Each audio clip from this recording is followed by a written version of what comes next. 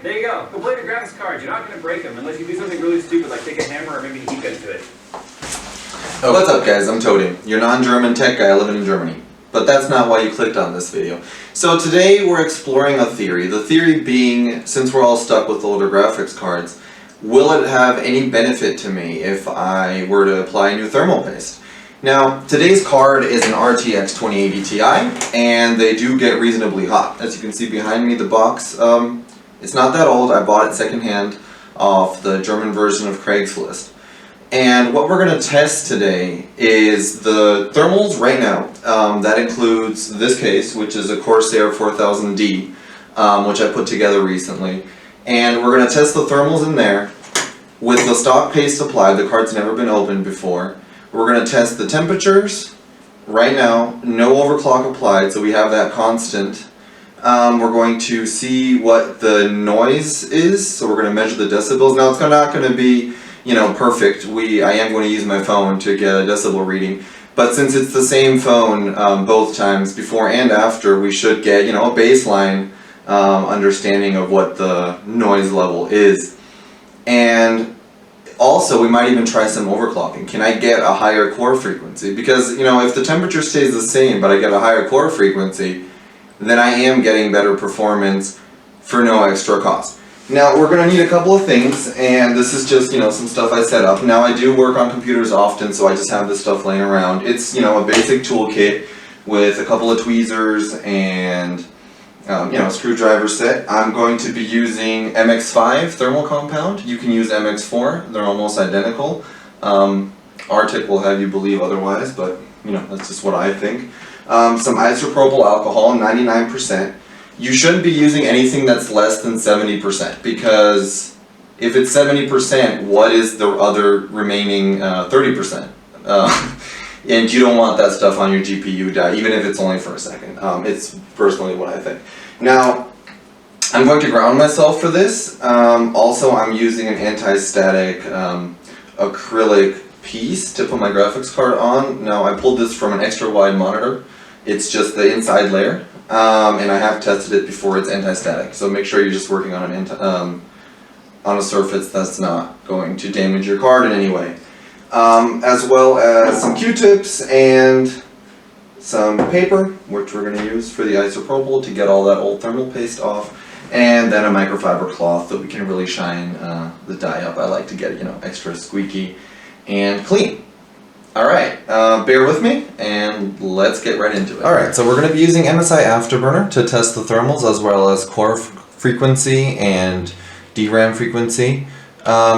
It's just the best tool in my opinion. Other people will tell you the same. So we're going to look at the temperatures as well as core clocks before we apply new thermal paste, and we'll see what happens. I'll also be taking readings of the decibels before and after to see if there's any change. We're going to leave the fan speed at automatic so that the program decides what that should be, and that'll be a constant in both of these. And also, to stress the GPU, we'll be using MSI Combustor tool. So let's get that kicked off. Leave that to the side, and we'll see the temperatures as well as frequency boost. And we're going to let that sit for a little while just to see what happens to our core clocks and as well as our temperatures. Now, as you can see, I'm not applying any power limit overclocks or temperature overclocks. This is completely stock, and this card is the gigabyte variant, so it does have an overclock from the factory. So that is something to keep in mind. Your mileage may vary.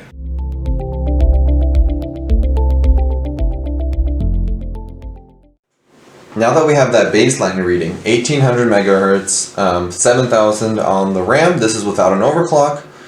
We're going to overclock the GPU, and what I'm just going to do is I'm going to set the power limit to 120%. That's the maximum that this BIOS version of the card will allow, and this is also the latest BIOS version from Gigabyte, so it'll give us a good understanding of what this card is even capable of.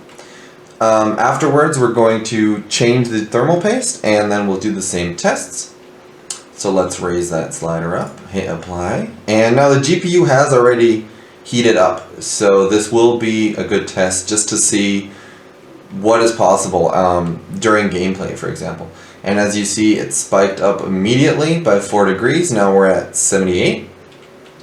And we're going to let this run for a little bit. The core clocks haven't come up significantly, and I think that's because we're already saturated when it comes to heat. And the card is going to protect itself, obviously. So now we're up to 79. I'm going to let this run for a little bit, and we shall see.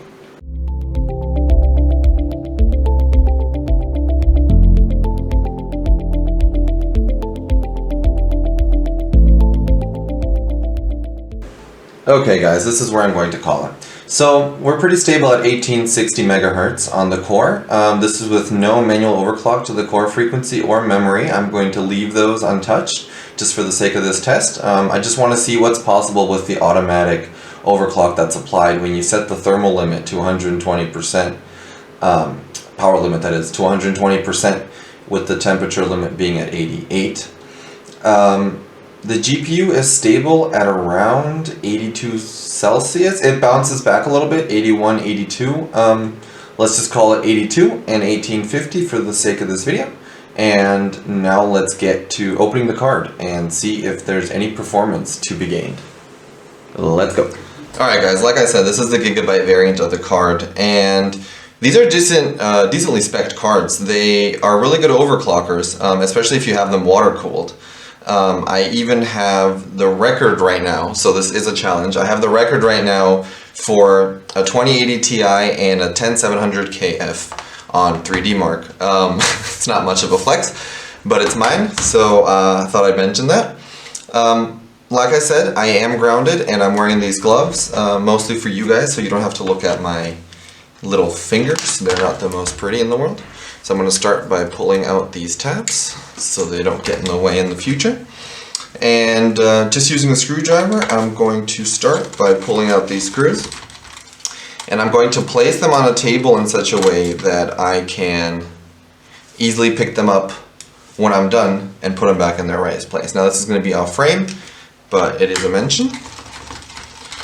So let's pull these screws out.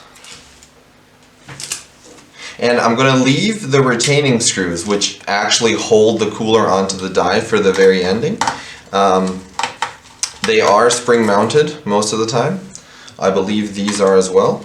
So I'm going to let those be the last screws that I take out and just take out everything else before then. So looks like those came off pretty nicely. You might have to take off this retaining bracket.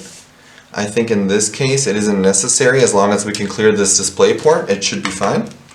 But it is something to keep in mind. Some variants you will have to take this off, which would be 5 extra screws in this case.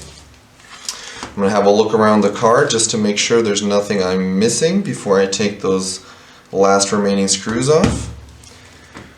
We're looking good. Now I'm going to use a pair of tweezers, or even better, a plastic piece to pull out this fan header here. Not working great, so let's use the tweezers. Be very careful not to damage anything on your PCB. With the graphics card shortage right now, we definitely don't want any damaged graphics cards. That would just be a catastrophe. So that pulled out pretty easily. And there's one on the other side as well. Try to not damage the fins while doing this, and just, you know, don't go poking around places, just as you wouldn't in real life. Don't poke it into everything. There we go. That came out pretty nicely. Alright, I think we're good to go. Let me take off these last 4 screws. There might be 1 or 2 hidden screws. Now you see how that is spring loaded, so that's why I try and keep those as the very last things I take off. Oof. There we go. That's not good. Important to keep yourself grounded. So now a lot of you will say, yeah, grounding, blah blah blah, not a necessity. You know, better safe than sorry is what I always say. So I'm applying light upward pressure to get this back plate off. It does have thermal pads on this type of card. And it seems that we have, yeah, there's 2 screws holding that on.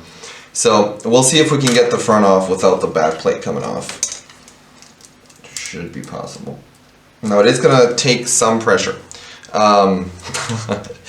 Definitely not for the faint of heart, but it should, if you apply even pressure to the PCB. Don't try and bend it too much. There we go.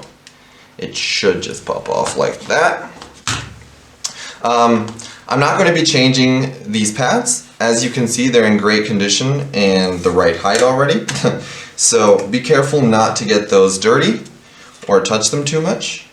I'm going to take this off and just, since I'm using gloves, make sure that comes off in one piece. Help it along there and put that back while I can still see the outline of where that goes. Like that. We'll fix it up if we need to. So, looking at the PCB and the thermal paste, I can already tell this is very dry. Like, as you can see, there is nothing on my gloves. I'm rubbing it with pressure, and it's very powdery. And that's exactly what I expected. I expected it to look like that, and that's probably where there's room for improvement. There's a lot of uneven surfaces, so it's looking like mounting pressure was good. And something I should mention is these screws, the ones with the springs, they were not very tight. I have had an issue with a friend's graphics card where his hotspot is about 20 degrees Celsius above what the rest of the die is. And we believe it's just bad mounting pressure. If you tighten those screws too tightly, it might even, cave the board, or create a concave surface to where it's not making good contact, and that could affect your thermals in a big way. So you definitely don't want to do that. So now that we have that taken apart, we're going to start by cleaning off this die. So I'm going to set this to the side. Remember to always keep yourself grounded. So I'm just going to start by taking some paper towel. I'm a folder, as you can tell, and using some isopropyl alcohol. Like I mentioned before, anything over 70%, keep it over 80 if you want to be extra safe, will work for this. So let's just get that big stuff off. It should come off pretty easily, depending on how old your graphics card is, of course, and which thermal paste was applied from the manufacturer at the factory. But all things considered, it shouldn't be too difficult to do. So now we can use some Q-tips to get the stuff around the die out. You always want to be careful with these little pieces around the GPU die. You could potentially knock them off, and that would spell disaster for you. So watch out for that. Don't go too fast. You got to take your time with this stuff. So I just dipped the Q-tip in alcohol and removed some of the excess. And like you see right there, yeah, one fluid motion usually does the job, and then I just put the rest on the paper towel. So now you could, if you were in a pinch for time, you could always just leave that stuff. I mean, it's not going to hurt anything unless it gets too high up on the die and it somehow didn't allow this surface to create contact with the GPU die. But unless that's the case, it shouldn't be a problem. But you shouldn't be doing this in a pinch of time anyways. You're gonna mess things up, so just take your time. Don't do what I just did right there. But things happen, and I'm going to show you the reality of how these things are done. So I don't like using the Q-tip for very long, because what will happen is the alcohol will make it into a fluid, and you'll just end up spreading stuff everywhere. So, more is better in this case, and there are two sides to a Q-tip. Always remember that. So, just take your time, watch out so you don't mess anything up, and clean it up as best you can. Getting everything off. Now if you really wanted to be exact with this, precise, right, you would get a little plastic toothpick. I'll show you one right here. So I have these plastic Q-tips that are feathery on one side, and just not Q-tips, toothpicks, right, and that are feathery on one side and just normal toothpicks on the other. And you could actually go in between these, right, and clean out that stuff as well. Now this is when you want to be extra super careful, because you're actually going straight for these now. And the feathery side, as you see, works really well in removing the dried up thermal paste in between, but you will mess up the tips, so you're going to have to keep using separate pieces for that. But like I said, take all of this with a grain of salt, as you would anything online, and take your time, Take your time doing this. There's no rush, and depending on how much of a perfectionist you are, this is going to take less or more time. Now I usually try and get everything out that's humanly possible, right? And for the sake of this video, I am going to go pretty deep with the cleaning, trying to get it completely squeaky clean. As I said before, we're even going to go with a microfiber cloth at the very end. And once you get it looking like that, you're going to use another paper towel, because the other one you just dumped all the excess off of. And nothing goes to waste here, so this alcohol that we put in there, let's use that side and then clean it off.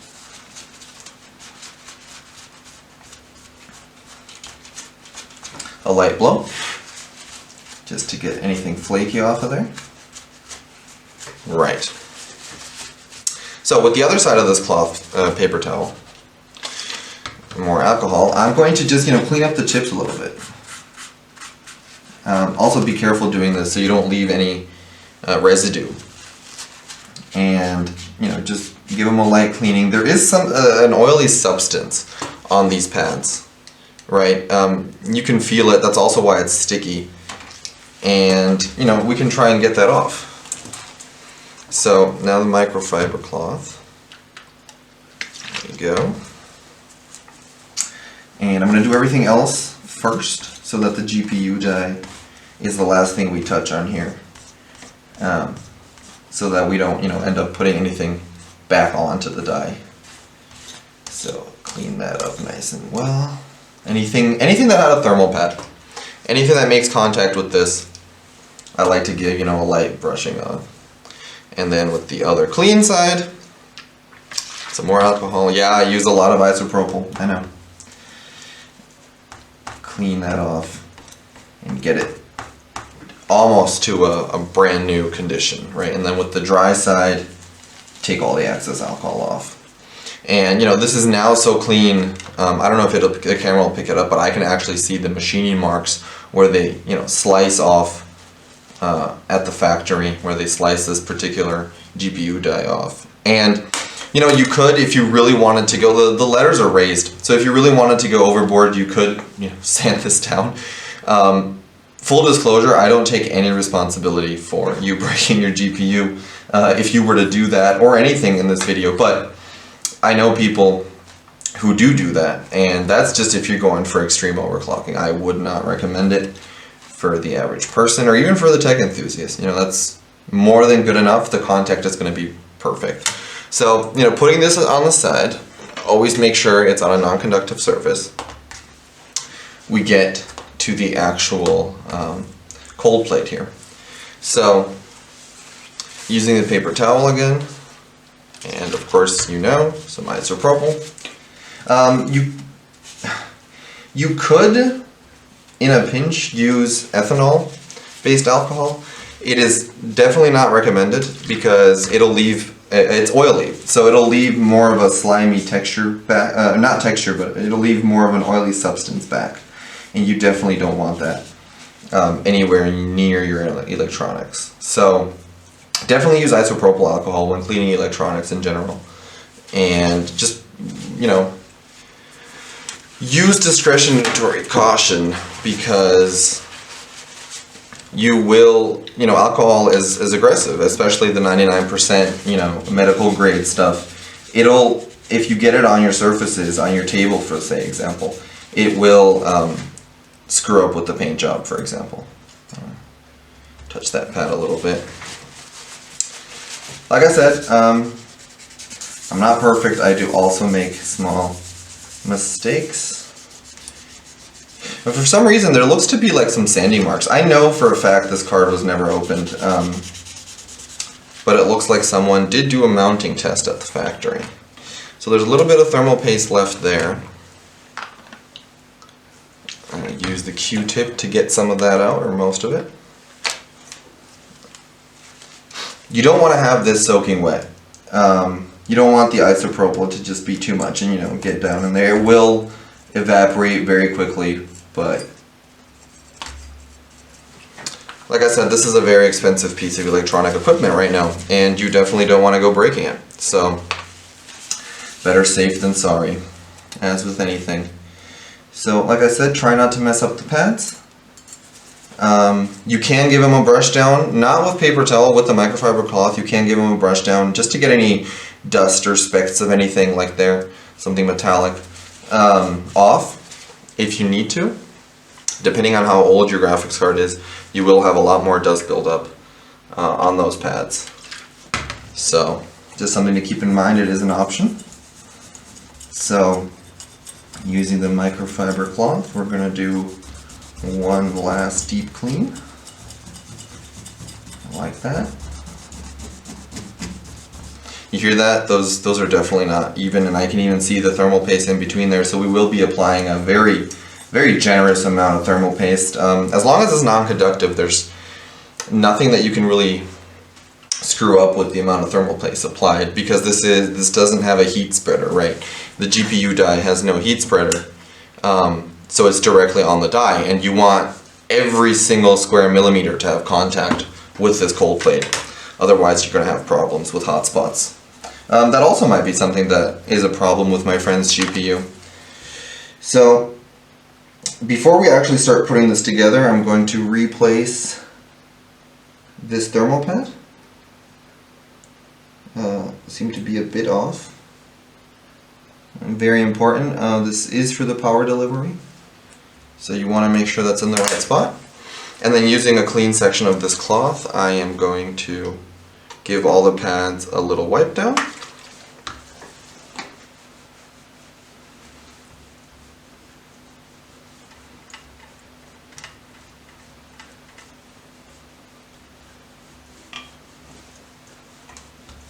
Right, if you were to take these off, you would have to ensure that they went on in the right place, and you can just line these up, right? So you know which way it's going to go on, and you can line this up to see if everything would be touching. In my case it is. So we are good to go. Put this aside, go back to the main specimen, right here. And as I mentioned in the intro, we will be using MX5 thermal paste. MX4 is also perfectly fine. MX5 does have a higher thermal conductivity rating according to the official website. There are other thermal pastes out there. I just like to use Arctic just for habit's sake, right? So I'm going to apply a very generous amount of thermal paste in the center. Because remember, this has to spread to the entire die. Now, what some people will say you can do is you can use a spatula. Sometimes it's even included with your thermal paste. A spatula like this. And what that'll do, it'll help you get this on every single corner of this GPU die. That shouldn't be necessary as long as the pressure is correct. This will spread out and cover the entire die. I'm going to put this back together this way. Sometimes I have used the spatula, and other times I've done it this way with very similar results. If we get a very high hotspot with this GPU, then I will open it up again and we'll do a spatula spread. It was even a consideration of mine to do 2 videos, one with each, and then just test the differences. And that might very well be the case. We'll see. So let's just make sure we're putting this back the right way. And you want to do it upside down, depending on how your GPU is held together, so that you get it on right the first time and everything lines up so that that thermal paste doesn't have to be spread around in any bad way.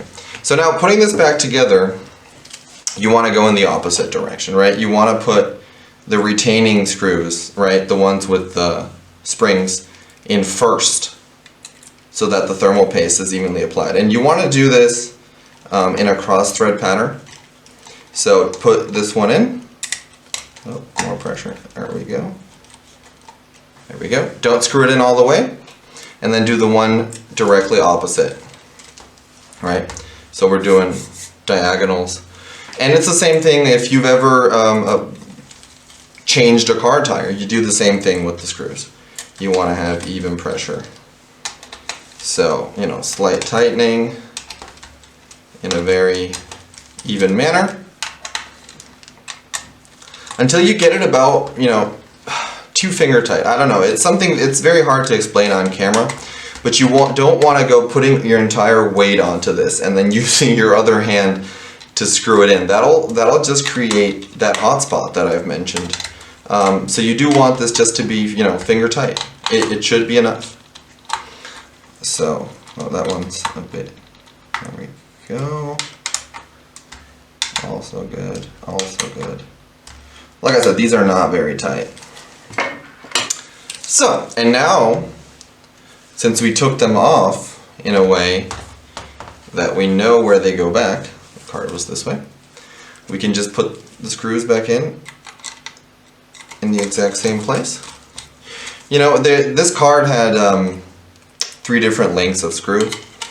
Some cards don't, some cards use the same screw throughout, and those are just easier, but still you never know. It might just be a very minuscule difference, and if you can, put the screws back in where they came out from. It just makes everything easier. Also for testing purposes, it doesn't change any of the dynamics of the backplate, for example. I don't know if this backplate has much of an effect on the cooling performance of this card, although there are thermal pads in there, so it definitely does. How much so? Probably not a whole lot, but you know, we can use all the help we can get.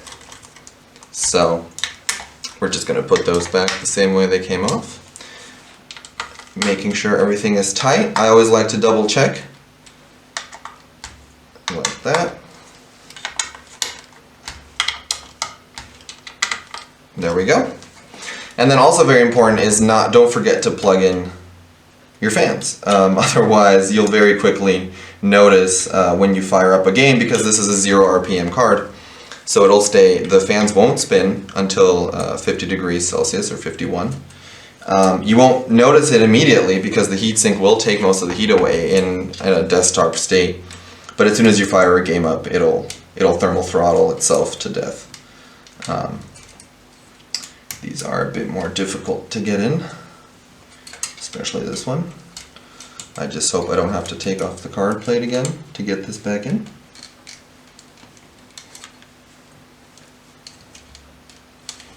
Oof.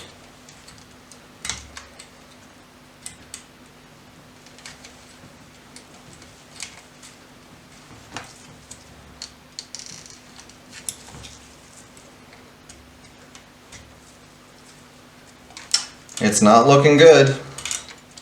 And you know, if this does end up not going in, I'm going to leave this in the video. I want you to see the difficulties in doing this. And I've even done this card, I think 3 times already. Not this specific card, but the exact same model. I had the exact same one before this, and a friend of mine also has the exact same card with the hotspot issue. And this doesn't seem to be something I've ever had to deal with. Maybe it's the tolerances on these fins, exactly, but it's definitely an issue. I'm going to try and get it in. There we go. So a lot of persuasion to get that one in. Yeah, make sure those go back in. and make sure you don't break anything in the process. You always want to be gentle with your electronics. Alright, that's fully inserted. And that one is as well. Perfect. We are done. Now, let's get to testing the thermals. Okie dokie, we are back. So, we got the GPU installed back into the computer. And as you can see, we're back in Afterburner. This time I do have Tech PowerUp's GPU Z.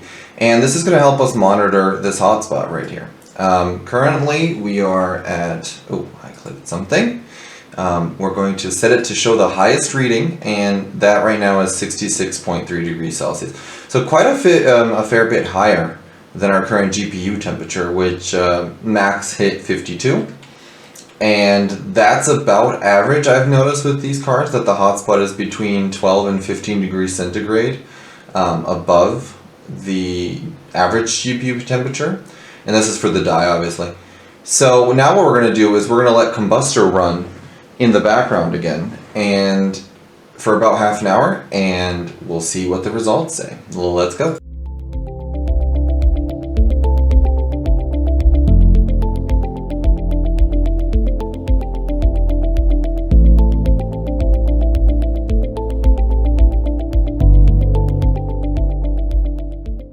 Okay, so after letting the card sit for a little bit, we are at 73.6.8 degrees centigrade, so 73, 74. So essentially the same temperature as before. Now, before you guys think this is not worth it, keep in mind this card is not very old. So that does have an effect on the outcome, as the thermal paste wasn't as old, even if it was dry. And it just goes to show that not everything we think makes sense does make sense. But what is something that I've noticed is the fan speed is a bit lower. Also, frequency, the core frequency, the stability was a bit better. No, it's bouncing around a little bit, but it was a bit more stable at 1800 megahertz on the core clock. So now what we're going to do is raise this power limit and temperature limit, and hit apply, and we shall see what happens. Is there more thermal headroom? Something that I'll also try, which is a bit cheating, but I'll try it nonetheless, is I'm going to try and manually overclock the core. Now, I did this off camera, but before I could reach a core clock of about plus 180 before the GPU started to crash. The memory clock I could even get up to 1200, which is completely bonkers, but it was possible with this card. And see, you see that shoot up right away, right there, to 80C. Now we're getting on 96.1 on the hotspot. So it is a very hot card. We are using 360 watts of power. And although this case does have very good airflow, hence the name, but nonetheless the fans are trying their best. I don't want them to ramp up too much, the case fans, so it's not too loud. But over here we see that the fan is actually 3% lower. So there are definitely benefits to be had with doing this. Right then, so with the manual overclock set in, we are at 180 on the core. That is still the maximum that this card will allow me to do. Now the card, exact same card that I had previously, would allow me to go higher. But what is very interesting is the plus 1250 on the RAM, and that's stable, right? We have Combustor running in the background to show that. And that's with a memory temperature below 90 degrees Celsius. As you can see here in GPU Z, we're at 87.9, which is perfectly fine. At this point, we're reaching the power limits of this card. We're pulling about 365 watts at times, with spikes even higher than that. So that is definitely, we're definitely power limited. You can also see that here. And this is about as much as we can get from this card. So just for a little fun, we can try and put this up to 1350. See if that'll apply. Yeah, see, the RAM is crazy. So I do have the Samsung RAM on this. It's amazing. It's fantastic. Oh, did you see that? There we go. We're starting to get artifacting. Oh. And it just killed itself. Alright, so that was the limit. So we can go 1,200 before things started getting wonky. Let's start up Afterburner again. And that's about it, guys. That's all we can do with this card. Now, I did have the fan set to 100% as you saw here. All I was really trying to do was to see what are the limits of this card. How far can I push this before, you know, things really do go bad. And as you see, we only reached 78C with the fan at 100%. So that is something to keep in mind. Okay then, with all that said and done, is there anything to gain from changing the thermal compound on your graphics card? Maybe. It's not a clear-cut answer to that question because, as you guys saw, there wasn't much performance to be gained with what I did to my card. Now, your card could be very different. Depending on the manufacturer, they use different thermal compounds for different cards, and depending on if your card was a cheap variant. Okay, maybe I shouldn't say cheap. Cut that out of the video. No. If your card was a budget model, then they might have used worse thermal paste. And if your card is 5, 6, 7 years old, who knows, then you definitely should get it changed. Maybe even for peace of mind. As you saw, it was very dry and flaky, and we don't need those hot spots. They reduce stability on cards, and this was a card where I had that performance happen.